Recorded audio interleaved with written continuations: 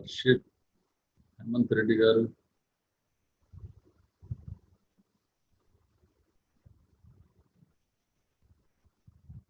Ajay Jadhav,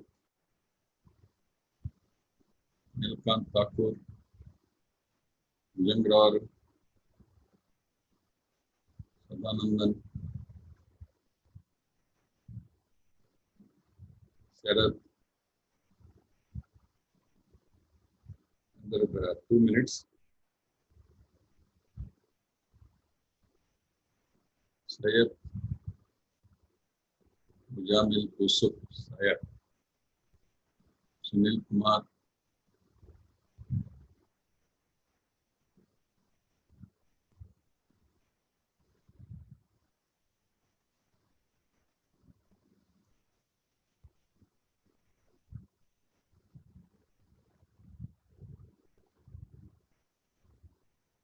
Darshan, Lakshmi Narasimha, Sunil.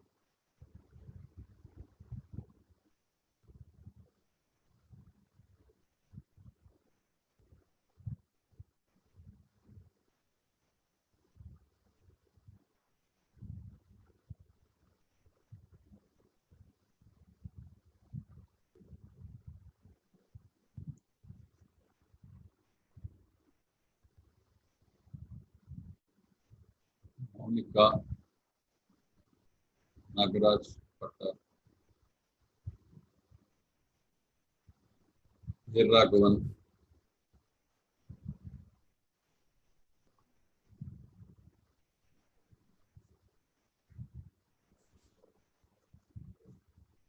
Good morning, sir. Satyapal.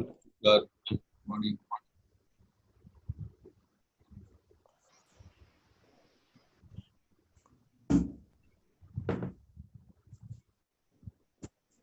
So, good morning to you all.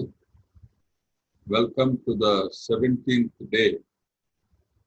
And topic very important, another important topic, that is preparation of detailed project report and approval, DPR and approval.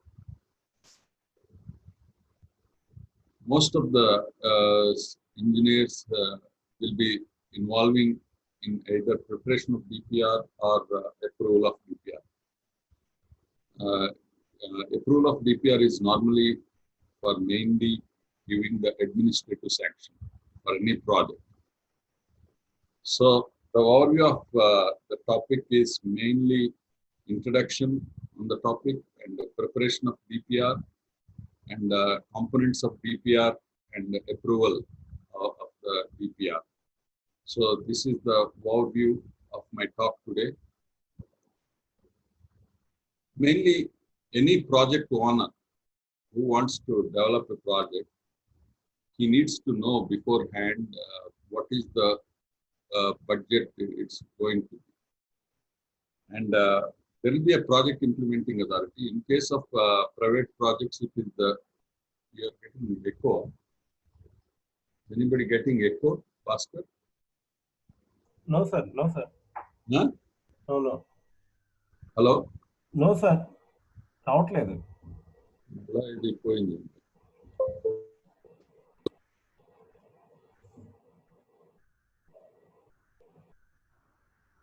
Now it's okay.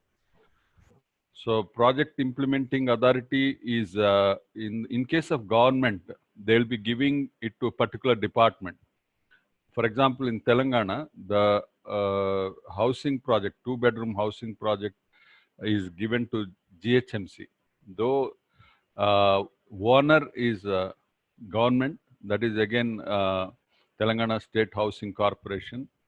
But implementation of the project is given to GHMC. Like that, depending on the project, they'll be giving it to particular departments. So that is called project implementing authority. And then the project implementing authority will appoint a consultant to prepare the report on this various aspects of the DPR. So the DPR consultant is supposed to do the total investigation and study the various aspects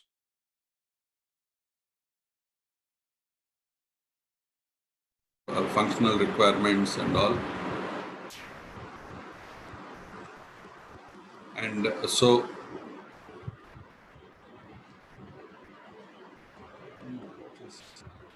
oh,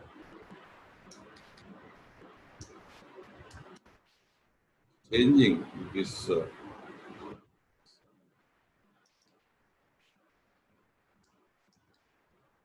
Is it clear, Bhaskar? Sir My voice is clear? ఇప్పుడు క్లియర్గానే ఉంది sir. Okay, okay. Sorry, this I don't know. This USB is troubling me a lot. Maybe because of contact. Just a minute.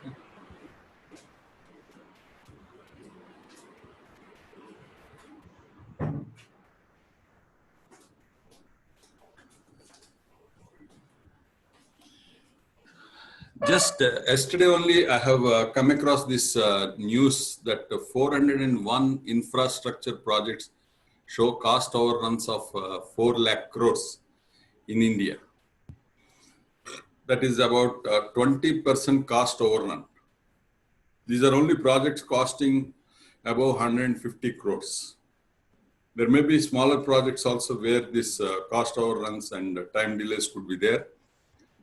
But this is a very significant thing. Almost 1/7 of what you call the total construction, our budget, Indian budget is 28 lakh crores and 4 lakh crores is the cost overrun. And all these projects, like the estimated cost was 20 lakh crores, and in the time given, the project completed is only 50%. That means double the time. The project which is to be completed in 2 years, in 2 years they have done only 50% of the project. So I attribute this delays in cost or escalations in the cost or time delays to the preparation of DPR. That is the importance of DPR actually. So that's why I'll be explaining today about this DPR. And important factors in the DPR is clear scope, whether it is the scope of work or scope of services. There should not be any overlapping or gaps in the scope defined.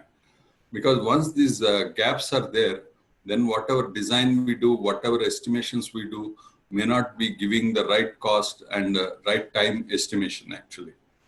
So the process that we have to follow is as follows actually. Most of the projects, I had the opportunity to review in the Andhra Pradesh, the projects worth about 1 lakh crores, in which I found that most of the projects are suffering because they are not following this process actually. That is, first you have to prepare the design intent and design brief for any project. So the design intent is given by the client, and design brief is prepared, design basis report is prepared by the consultant or project implementing authority. Then you have to conduct the investigation on the site, and then you have to prepare the specifications based on the design intent and design basis report. And then you should go for, these are all the stages where you have to take approval at each stage. Whether it is design intent, you have to write design intent of the client and take the approval of the client. This is what he wants. And then prepare a design brief, design basis report, and then take the approval of the client. Design basis report is a technical one, so it will be cleared by department, but design intent will be cleared by the client. And then investigation has to be conducted, whether it is a lot of investigations like environmental impact assessment, or we had a lecture on investigation. That was the first lecture always I give. So in detail, here I am just covering this topic. And then based on this investigation and design basis report, we have to prepare the specification and design intent, of course. We have to prepare the specifications of the project. And the specifications are like structural specifications, civil specifications, finished specifications, and also MEP specifications and functional aspects, services. And then do the design development and detailed drawing, based on appraisals actually. We have to do the statutory appraisals like fire, airport authority.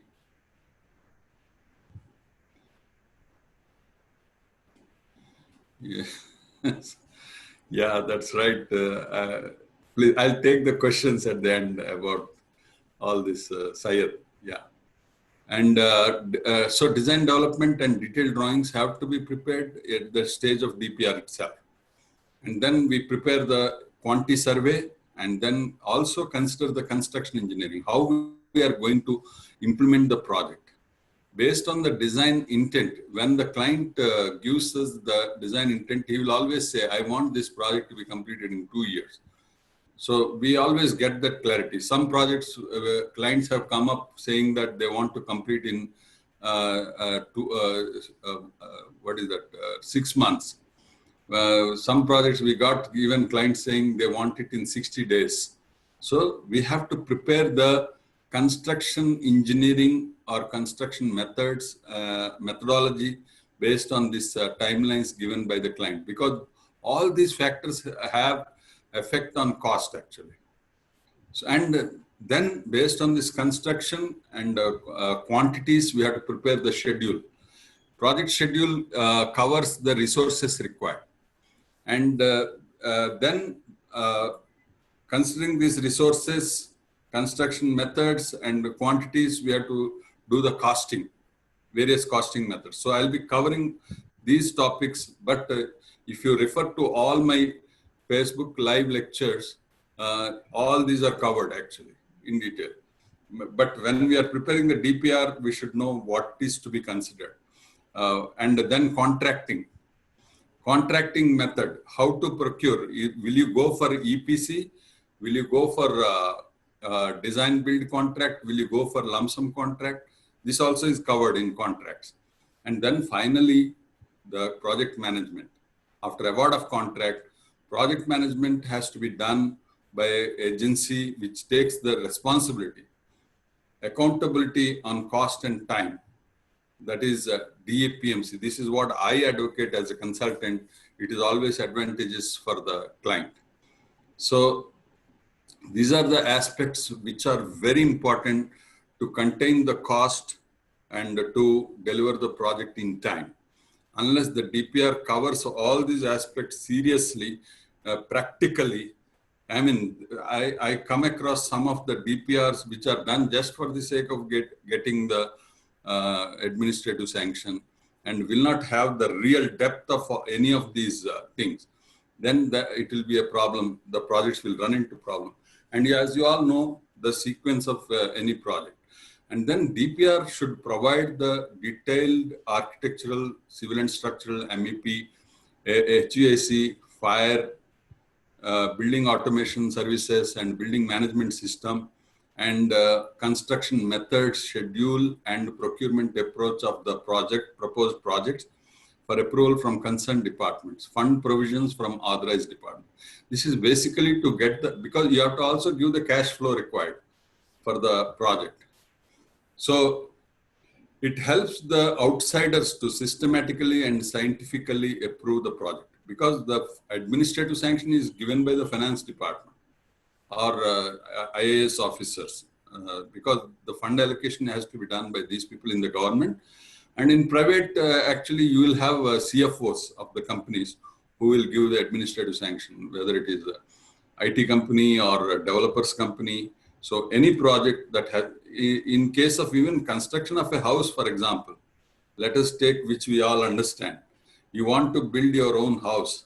So you need to know how much is the budget of the house, because you should know what is the eligibility of housing loan, whether it is our own house or our client. When we are constructing a house, we should take the budget of the client, and also we should take his intent, how he 2-bedroom house or 3-bedroom house, and number of toilets, and what is the lawn he wants, what is the parking, 2 car parks or 1 car park, even for an independent house, and the kitchen requirements. All that we have to understand and then make the plan, is it not? And then once we make the plan, we should know his budget, whether it is 40 lakhs, 20 lakhs or 60 lakhs. It makes a lot of difference in the planning, in the specifications, in the type of structure, all that we have to plan. So That is DPR actually. Administrative sanction is by the owner. Yes, I have a budget. Your estimate is okay. We'll go for, and banks also ask for the estimate for giving the loan, is it not? So that is the DPR actually, the estimate that we give to the banks. But we should not give for the sake of satisfying the bank requirement. But if it is technically done clearly and correctly, then there is no problem. So from the largest project of 1,000 crores, 2,000 crores to even 40 lakhs, 60 lakhs also, we have this DPR, detailed project report, which considers the costing aspects of that. So now let us see where the DPR stands in a project implementation actually. So we have a statement of case for the project, how the statement of case arises for the project. In case of public utilities, people will give representations to MLAs or MPs or corporators, and then they will give it to the department to study the feasibility. Department or any consultant, feasibility consultants will prepare the feasibility report. Then once the feasibility is accepted, the government will give in principle sanction that, okay, we'll go ahead with this. Then the department will call for NIT, notice inviting tender for consultant, and the consultant will be appointed here at this stage, and then consultant will prepare the DPR. Once the DPR is prepared and approved, there will be a technical sanction by the department. The technical sanction ties down the quantities. Once the financial budget is, sometimes in the DPR approval, there will be some exclusions or some additions. So we will be clear about what client is going to implement only upon approval of the DPR. Then once this is scope is cleared at the stage of DPR, then technical sanction by the department, or in case of house construction, the client will approve the plan, we'll get the permission from the local authority, and that is a technical sanction kind of thing. Then go for NIT for contractor, depending on the mode of contract that is decided at the stage of DPR, and then go for construction, and then handing over, and then operation and maintenance. So the DPR is the middle core of the project actually. That's what I'm trying to say. It's very important. Preparation of DPR, everyone has to have the clarity in what is the project going to be. Next, DPR structure. What is the contents of DPR? That's what I'm showing here. So we'll do the history of the site. We should understand the project site, where we are going to implement the project. So to prepare the DPR also, we should know the history of the site, what are the constraints there, what are the local factors that have to be considered in costing or project implementation methodology. Can you have a labor camp at the site, or you have to have a labor camp outside the site? So this will, because it's not that every time we do the project in the project site that we know very well. Like if I'm living in Hyderabad for last 30 years, and if I'm doing project in Hyderabad, I can write the history of Hyderabad's location site. But if I'm doing a project in remote location where I have never gone, then I have to study the history of that site. What is the culture there? What are the traditions there? And we have to work for that. And introduction, we have to prepare to the project, clearly defining what is the intent of the client and what is the design basis that we have to consider. And the site reconnaissance, you must visit the site before preparing the DPR and consider the climatic conditions, temperature, rainfall, snowfall, and winter, rain, what is the rainfall there. And then we have to check the topographic survey. We have to do the topographic survey and geotechnical investigation, and also environment impact assessment. And then climatic conditions study also from the meteorological department. Water availability, power availability, all the investigation we have to do, and then report it. And land and site plan details we'll prepare, and site clearance required, because sometimes you can't even enter the site. There will be a lot of bushes or trees and all that. So we have to make the site clearance and then go for design, architectural, civil and structural, electrical, external services, and specification and finishes we have to define, and type of construction methods or scaffolding, and then quality assurance setup and checklist quality, level of quality that is required for the project. It has to be defined in the DPR itself. And then project management procedure, and finally estimation and bill of quantities and costing. So this is the final objective of the DPR, is to arrive at the reasonable cost for in the time given for the project actually. So in the schedule, we have to also consider the approval time of DPR, and then bidding process, and then construction schedule, and then handing over process, including defect liability. That is the overall project time actually. So we have to incorporate the contractual conditions for defect liability also. So history of the site like this, we'll go into the detail of total about the site location, when the city formed and how it has grown, and what are the factors that can affect the socio-political, socio-economic factors that we have to consider for the costing, and geography of the site, and then demographics of the site, connectivity with respect to the rail and road and air connectivities also we have to consider, and cultural issues there, traditional issues there, and then we have to take the journey time that is required to reach the site and all that. So this is the initial history of the site. We will cover in detail when we prepare the DPR. We have to cover all the aspects of geography, socio-cultural, socio-economic aspects, and all these things.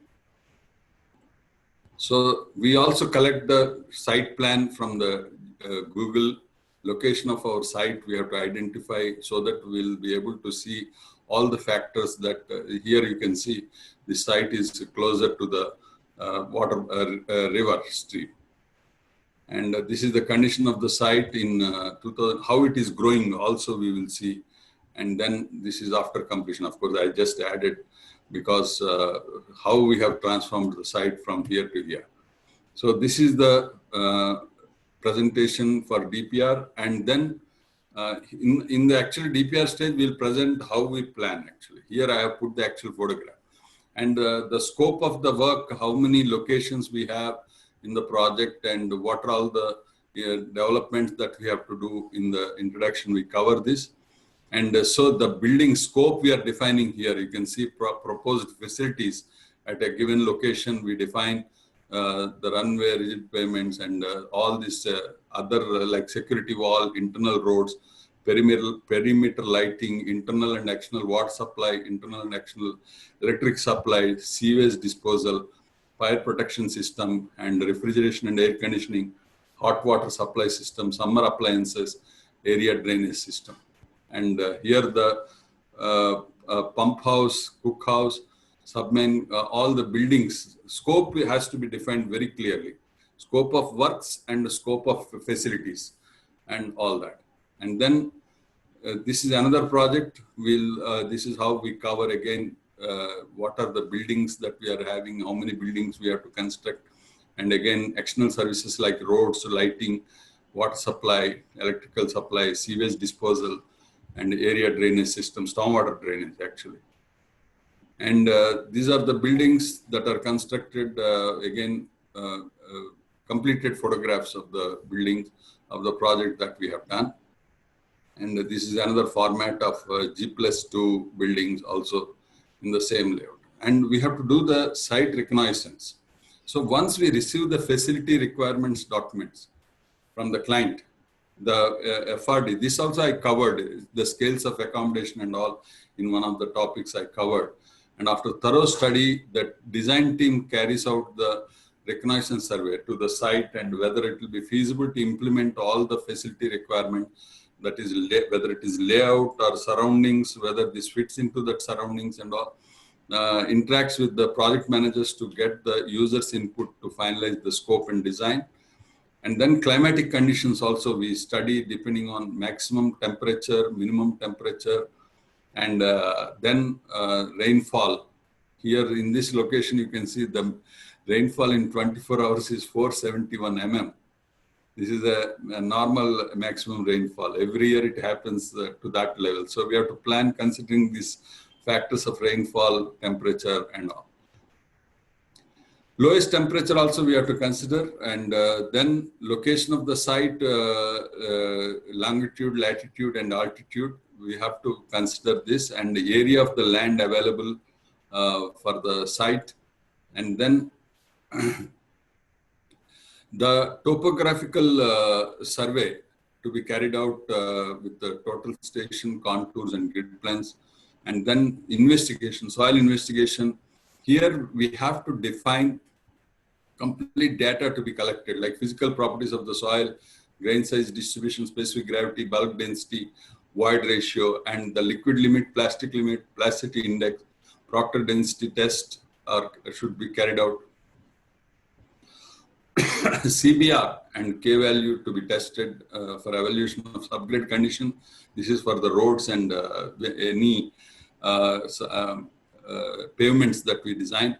And then N value to be obtained for SPT in situ tests and plate load tests wherever required, and safe bearing capacity also to be calculated based on the settlement criteria.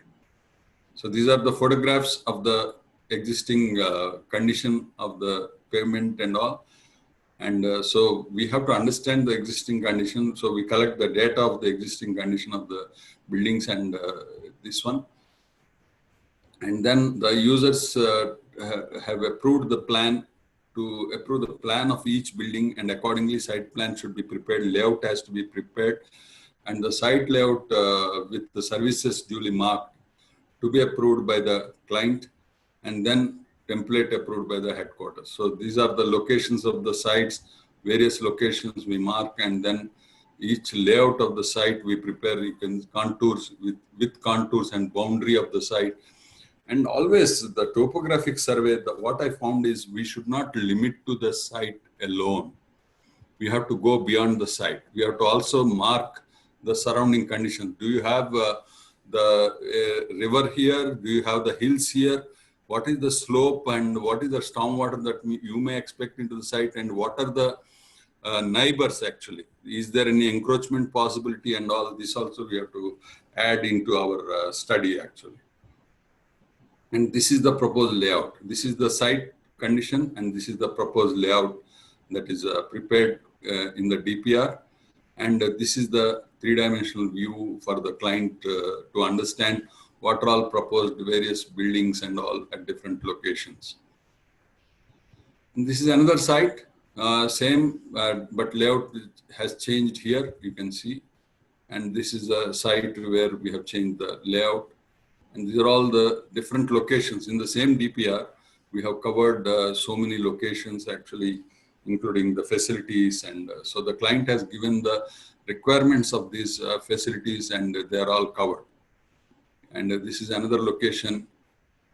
And this is another project actually, where again, scattered things. You can see there are so many locations, like in Hyderabad, around Hyderabad itself, we had 4 different stations.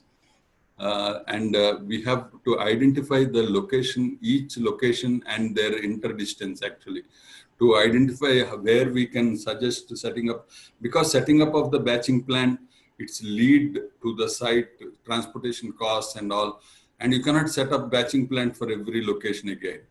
So these are all the things we have to consider in while doing the costing at DPR stage itself. Otherwise, you will end up at the wrong quotations and then lead to litigation. And so this is the, you can see in a distance chart, we have prepared for each location what is the distance if I propose the batching plant here. So like that, and we should have the land available for that batching plant, and also the distance should be optimum to cover all the sites. So this is how we prepare the distance chart also. And these are the location of the sites on the Google. We'll again mark and see the routes and check the time required for travel, because of the concrete, if you have to transport, what is the time required? Will it exceed 1 hour, 2 hours? Then you have to consider another batching plant by requisitioning for the location of the batching plant. So then we'll go into the each site, marking the site boundaries, and then making the layout in that boundaries with the layout and all that. So this is how the DPR progresses, actually, you should see the feasibility of locating, and at each stage we'll be presenting to the end user to take the approval. And this is another site where we again mark the boundary, check with the actual physical condition of the site, and then propose the location of the blocks and layout, and then the approach roads and connectivity with the surroundings, actually. And this is another site again, and this is how the proposed layout of the buildings and underground sump location. And then we also propose the overhead tank and septic tanks or sewage treatment plant, and we'll mark all the existing features also on the site. And then this is another location where we proposed layout here, and this is another location. So many locations we have to consider and mark the layout of those locations. And here you can see a lot of trees.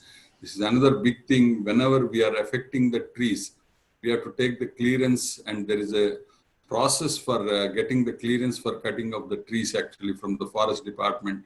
And we have to factor in fact, sometimes it took 3 months for us to get the clearance for this tree cutting, actually. And tree cutting also we have to incorporate in the estimate, actually, and the time required as well as cost of tree cutting. And this is the layout that is proposed. And this is another location that is the layout, and this is the housing layout. So these are the proposed buildings, and I have shown you the photograph of completion, which should look similar to what we planned. In fact, I had a video. I don't know whether we'll get time to show, but I have compared 2 videos. One at the time of DPR, what we presented walkthrough, and one after completion, the video I have taken the same, I means my colleagues, and I have compared both, actually. You can see it came out to be same, actually. So that's very important at the DPR stage to show the client what finishes we are proposing, how the plan works, because many clients, they cannot understand or visualize what it is going to be when it is finished. So it is very essential to make walkthrough realistic and close to what we are planning. So that is a very important thing, and these are all the 3D views of things. And then site clearance. Sometimes at the DPR stage, even to conduct survey, we need to do the site clearance. And we had problems at this stage itself. Some clients, some sites were falling in the forest area, and we are not able to get the forest clearance for site clearance, actually. And survey itself we could not do. And the client needs the cost for DPR approval. So like this, you will have so many constraints. And sometimes you will have transmission lines, and you will have the other service line, underground utilities, chartered utilities. Chartered utilities are those which you know, which you are informed by the client. But there are utilities uncharted. That means you don't know. Then you have to also recommend clients to do the underground survey.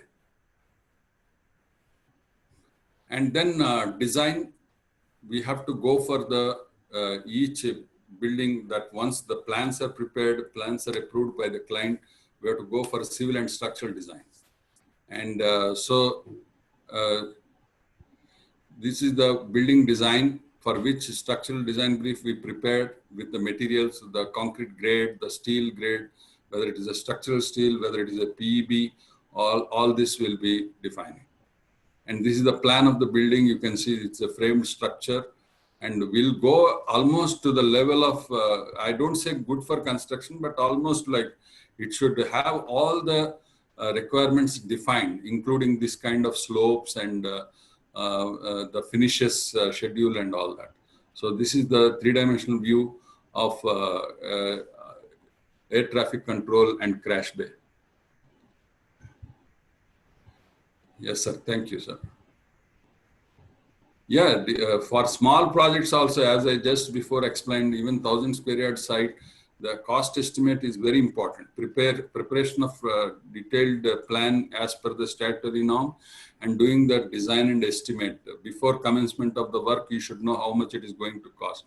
Because for a small client who has gone for 40 lakhs loan from the bank, and he should complete the project in the time, because once the EMI starts, and if he cannot complete the project and occupy, then it will be very difficult for him to repay. So we have to plan everything very clearly. That's the purpose of DPR. DPR is a big name, but estimate and cost idea, financial commitment is very important for any project. So this is the ATC and design. We do complete finisher schedules and detailing of the drawings. And because detailing, if we don't do at the DPR stage, the cost is going to change. So this is very important. So here you can see even the furniture layout, everything is prepared with the finish schedule also. What is the flooring, what is the wall finish, interior, what is the corridor, what is the air conditioning required, what is the, in the design brief, we have to define all the disciplines design brief actually. So I'll be sharing that as we move forward. And this is the plan for various facilities. And these are the 3D views. So this is at the DPR stage itself. And we get the approval of the client with showing all this. Here you can see reptile protection actually. There is a gap here from the ground and plinth, open plinth actually. So wherever you have in remote locations, we have to plan this reptile protection with a lipping slab. This is called 1 meter lipping slab for reptile protection. In India also we are doing, sir, in 6 months, projects planned and completed in 6 months. Yeah, planning 6 months and execution 4 months. That's right, sir. Whenever you have fast track project, you have to spend more time in planning actually. That is exactly correct actually. So this is the different facilities, which even for small facilities like this, here you can see closely. This is the reptile protection. So every design we have to define very clearly because it has the cost bearing. Like this, we have to show to the client what is the intent of the client and what we are proposing to do actually. The finishes and wall finish, interior furniture also. Some of the project we do with the interior finishing also. So we have to clearly show the client, and after completion you have to show the photograph to the side of this. It should match actually. We did, whether it is a facade, whether it is interior finish, so that's very important.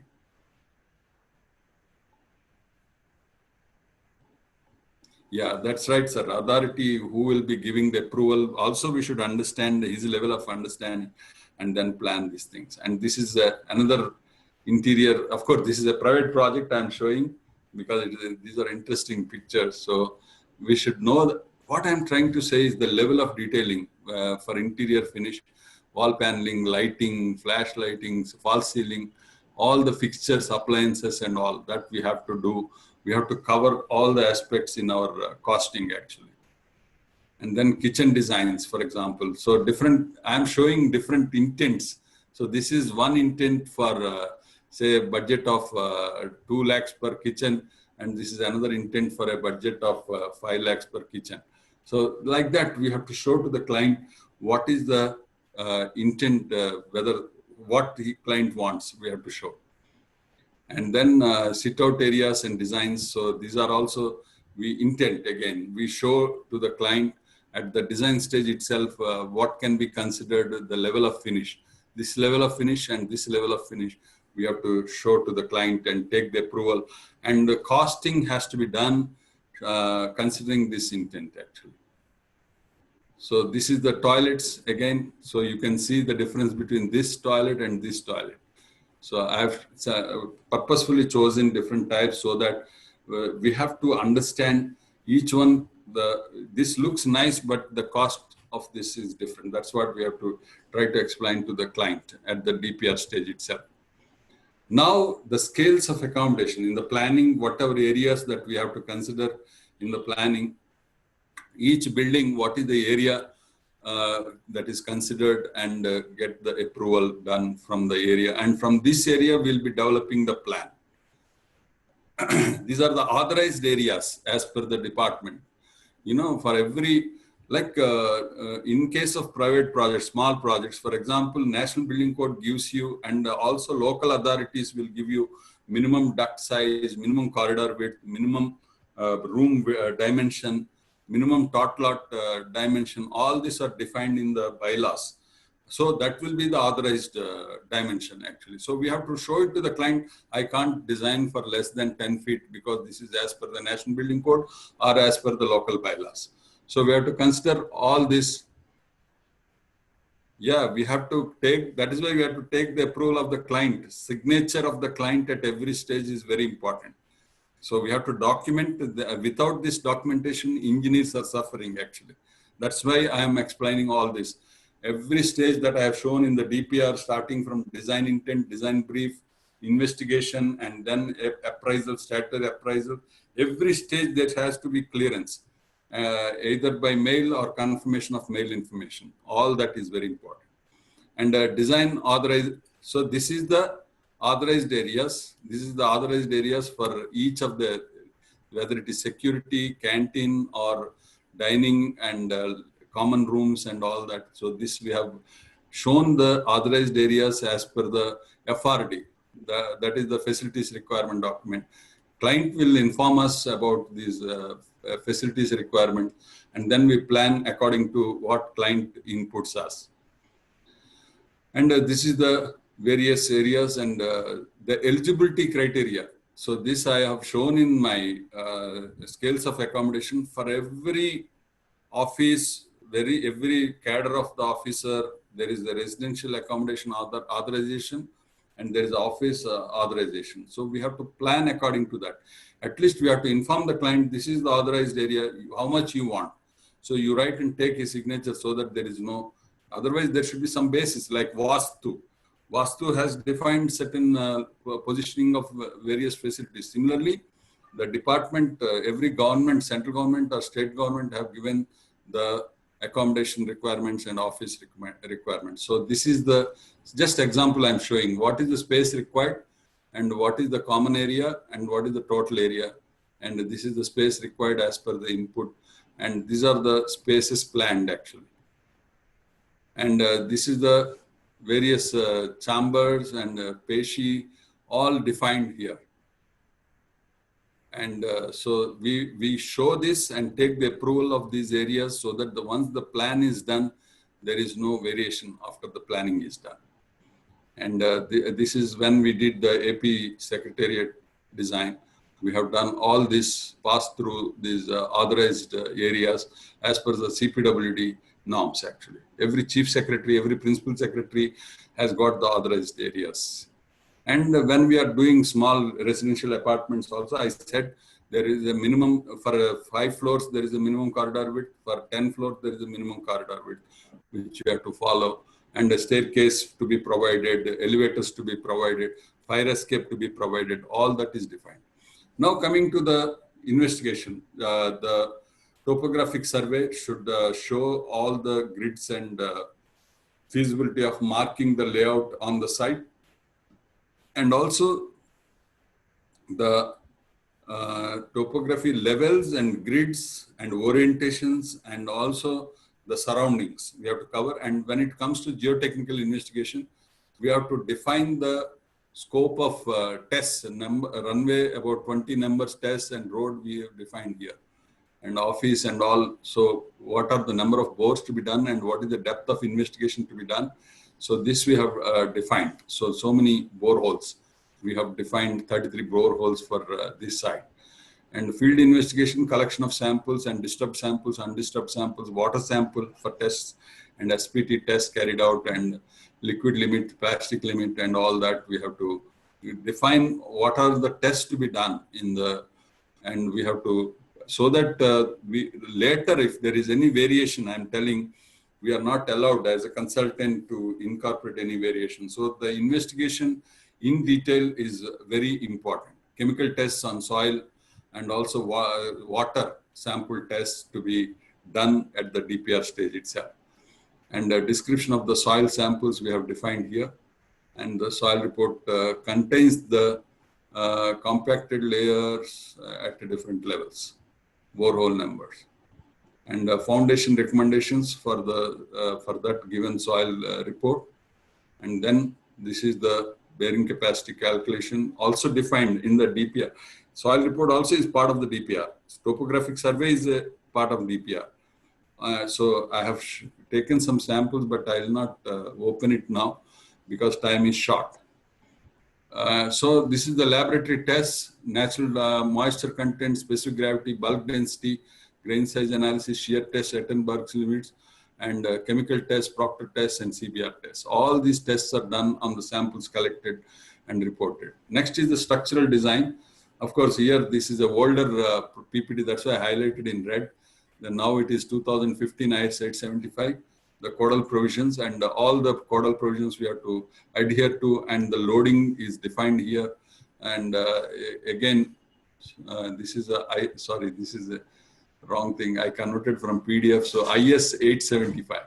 And then it is 2015, and seismic also 1893, 2016 now.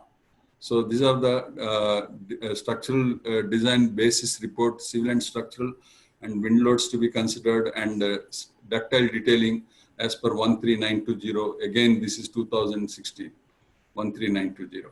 And loads considered, load combinations as per the IS 456, and software to be used for the design. And bearing capacities we have given in the design basis report. Open foundations are done, considered in this.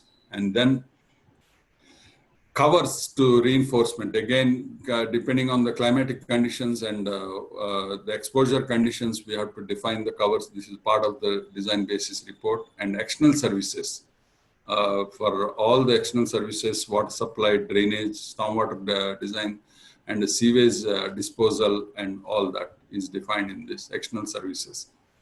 Water source is defined as borewell, so we had to consider the, when this is another important point, CGWB, Central Groundwater Board.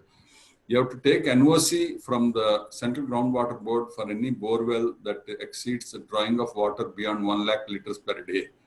So like that, we have to take the NOC from CGWB whenever you are requiring water to draw beyond 1 lakh liters per day. Otherwise, if you have any external source, you can use it, already existing government water supply. So that also we have to consider, and pump room and domestic sump. Water pipelines, what kind of water pipeline material you are going to use, underground sump, capacity of the underground sump, static water tanks and overhead tanks. All this will be defining in the DPR. And so this is the layout proposed for the drainage and water supply. And this is sewer line and sewage and sewage water system, and SWG pipes, manhole, septic tank, all this is defined here. And rates considered for estimation, this is also again old one, so the SSR 2010 is considered, and variations, restricted area percentage, remote area.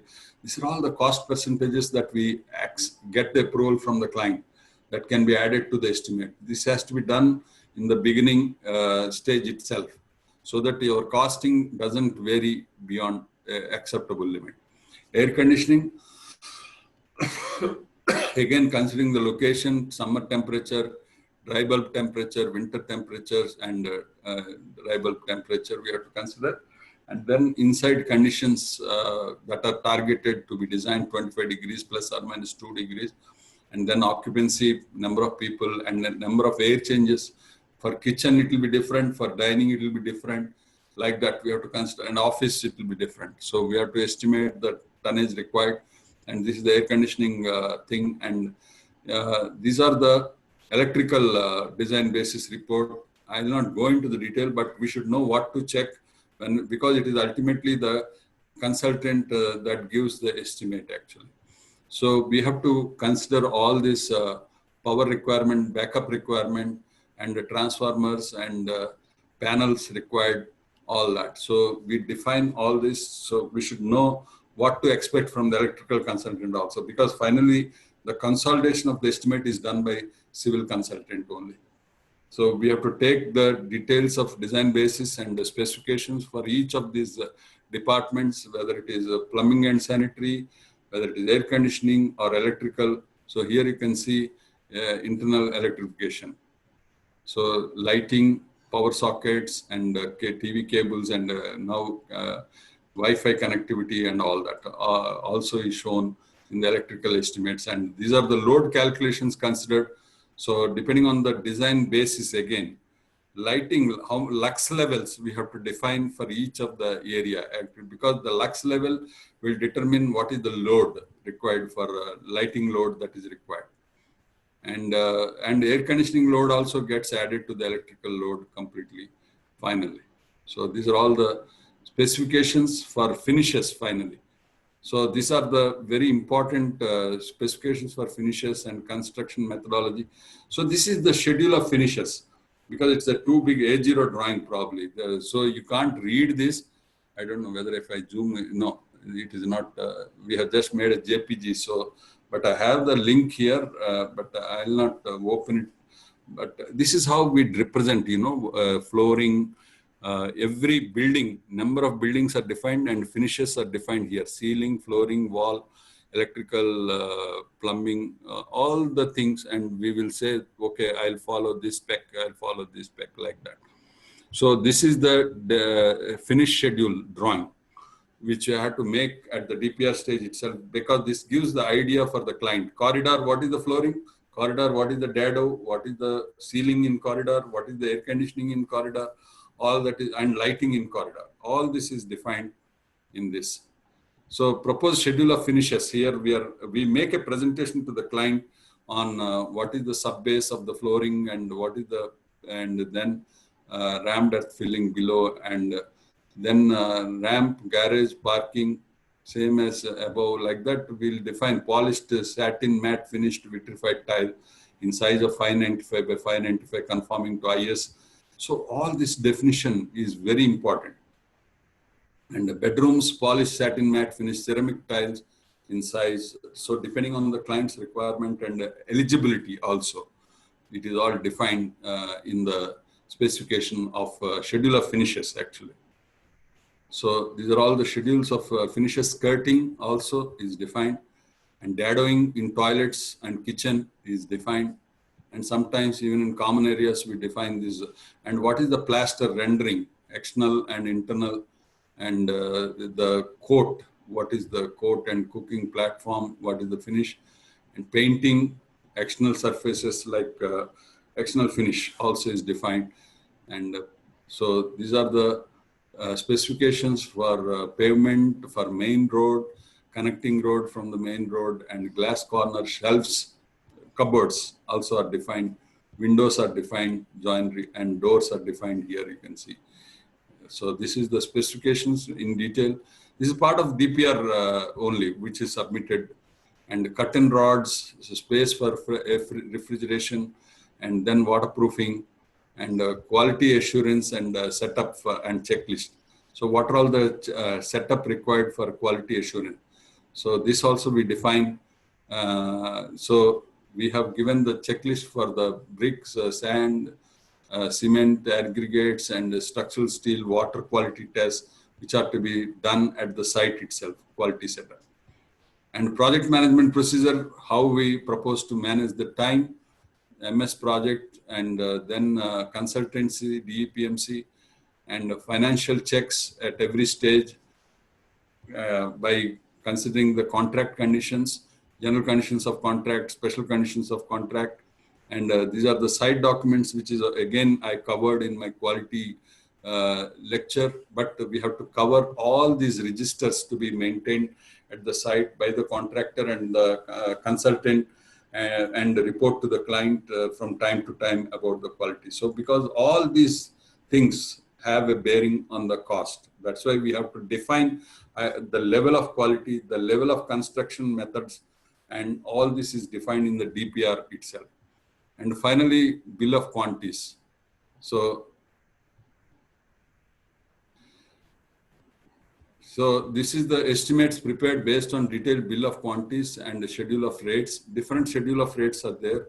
In India, unfortunately, railways has got different, and CPWD is different, MES is different, and every state is different. So we have to take the clearance before we commence and market rate analysis. So this is the abstract which is submitted ultimately in the. So here you can see what is the investigation cost. Suppose if it is in the scope of the contractor, site clearance cost, demolition if any, and buildings civil cost, electrical cost, internal water supply cost, lightning protection, hot water supply, summer appliances like geysers and all. Air conditioning and all, and refrigeration and air conditioning, and fire protection and furniture. So these are the various heads. You can see this is the abstract of the cost. And then external services, we have this runway in this project, and roads and pipe culverts, water supply, external water supply, tube well, external water supply, storage, water storage, and electrical transformer and all that. And then sewage disposal, area drainage, security wall and fencing gate, and arboriculture, that is landscape actually in our builder's language. And then consultancy and contingency, and payment to other departments like deposits to electrical, water supply and all. And these are all the things covered. So finally, you arrive at a final estimated cost. And the site clearance details, estimates, credit of schedule. Like credit is when in dismantling, you will get credit for the material actually. So we have to consider all that.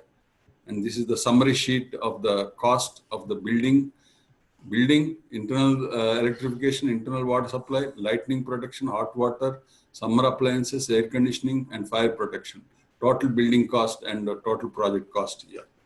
So this is another method. And this is the detailed estimate of each building. I'm not showing the entire estimate. I'm just showing the format that is, and you have to arrive at the rates, and this is the units, area or units, and then the quantities, rate, and final. This is the estimate. And you have the detail for each of these buildings. Again, these are multiple types of buildings and estimated costs.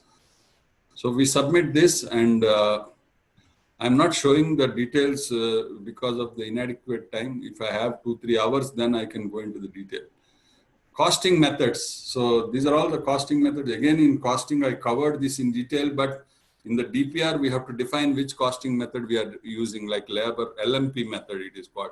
Labor, material and plant, and labor, material and plant and machinery.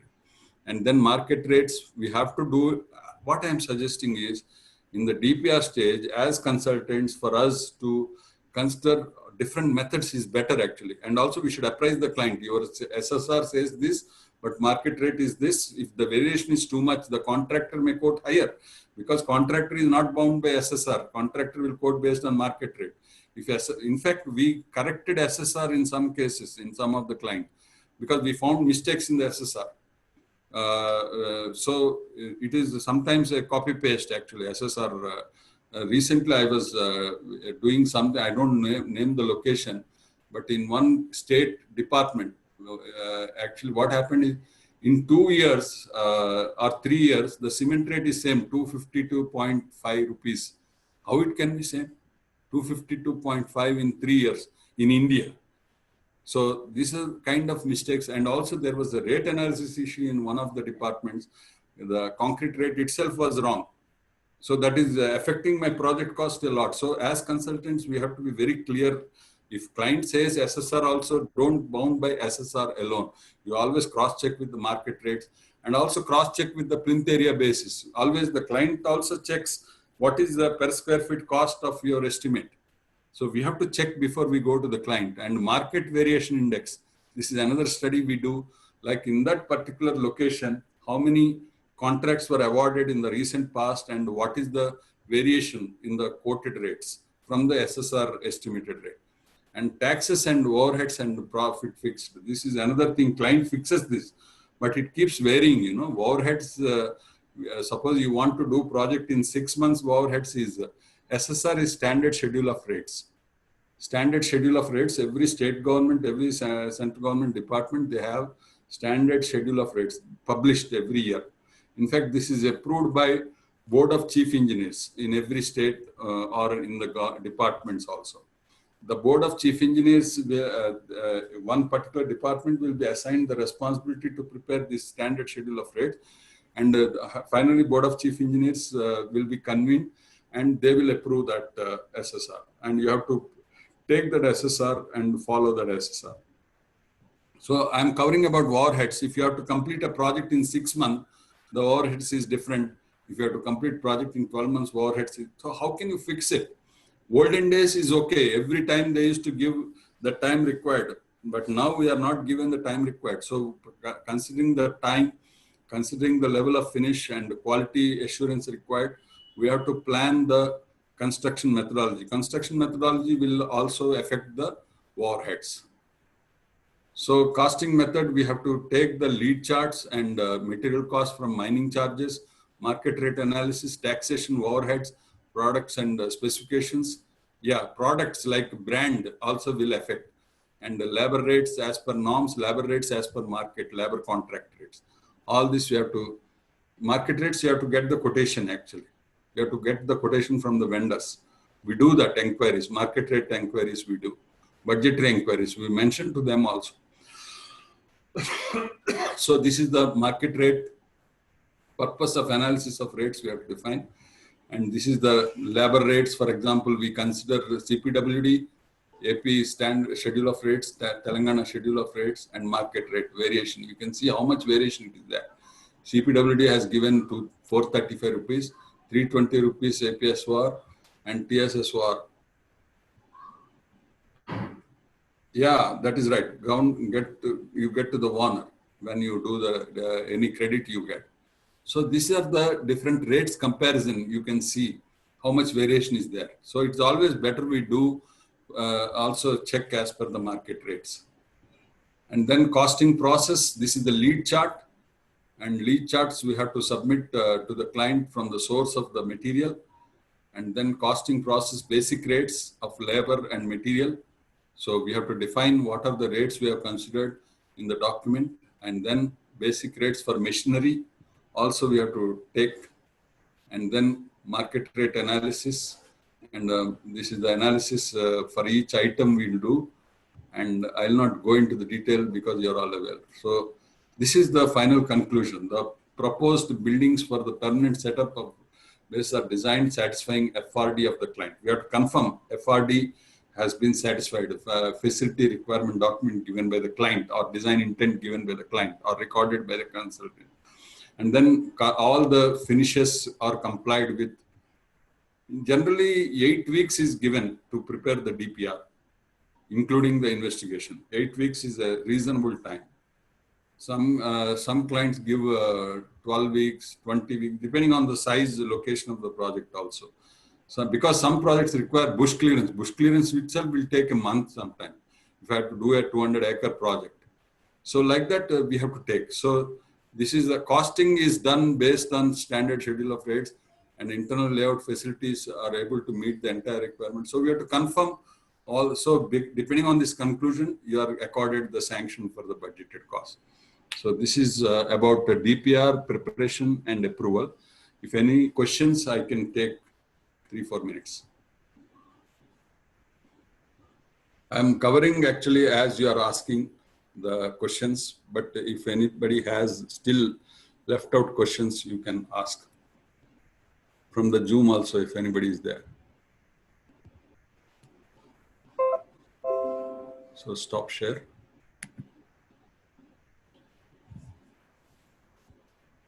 Good morning, sir. Sundaravaru.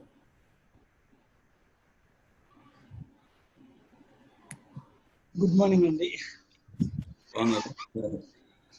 Bagunnanu, thank you. Chala bagundi, sir. Oh, thank you, sir. Thank you.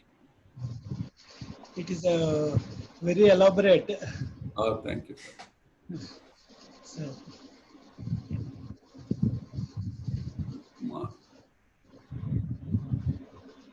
Thank you all. If you have any questions, please ask me. Otherwise, I'll conclude.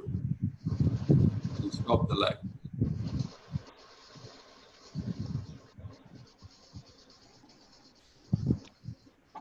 So, yeah, I'm not seeing any questions. Okay. Actually, After DPR proposal and approval from the client, we can go ahead with the project schedule. Yeah, that's right. No, project schedule has to be done. After DPR, you have to go for technical sanction, actually. That means in DPR, there may be some changes in the scope and all. Once with the DPR sanction, the scope is frozen. Once the scope is frozen, we have to freeze the technical specifications and quantities. And once this technical sanction is done, nobody has the right to change any of these quantities or specifications. So that is the, and there are penalties for the consultants also if there is any variation in the quantity submitted. Cross checks before submitting DPR. Yeah, you have seen DPR is such an elaborate document. At every stage you have to check. Investigation has to be checked, and even we do the marking on site before submission of the DPR, because we cannot say site condition after DPR is approved, any change.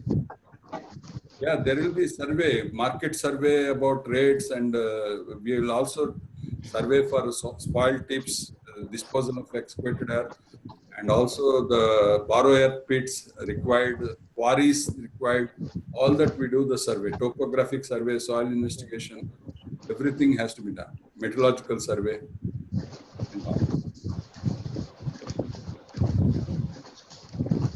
Cross checks are basically plinth area rate check we will be doing, and we have to expertise. One expert has to verify once. DPR needs to be revised based on changes during execution. Yes, if there is a, in fact, even after the contract, there will be revised administrative sanction. Sometimes it changes the scope when there are cases where we have got quotations beyond 15% estimated cost. You have to take the financial concurrence from the client. So, thank you very much, and I'll conclude for today's presentation, and we'll meet tomorrow. Have a good day, and see you. Bye.